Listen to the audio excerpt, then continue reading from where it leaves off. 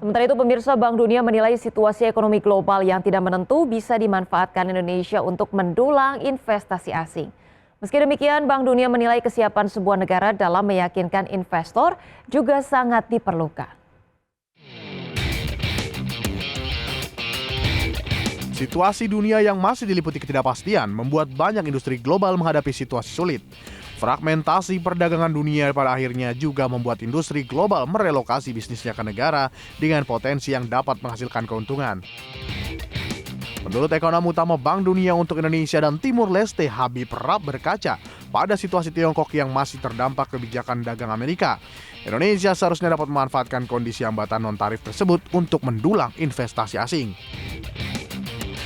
Sebab pada akhirnya industri akan mencari negara dengan potensi keuntungan yang lebih besar dalam menghadapi fragmentasi perdagangan saat ini. Hal tersebut telah dengan baik dimanfaatkan Vietnam yang kini mendapatkan berkah dari relokasi industri dari Tiongkok. And when we look at firm level evidence in Indonesia using customs data, we find that a lot of these non-tariff measures are actually hindering exporting companies' ability to survive in export markets.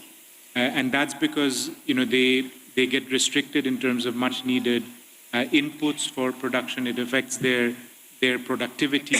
So this openness, I think can really benefit Indonesia at a time when a lot of these major economies are looking for new sources of supply and then also new destinations for foreign direct investment.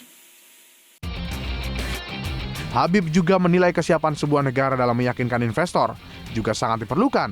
Ramahnya regulasi hingga kepastian iklim usaha juga akan menjadi hal yang membuat industri di sebuah negara akan semakin berkembang. Dari Jakarta, Rarjo Patmo untuk IDX Channel.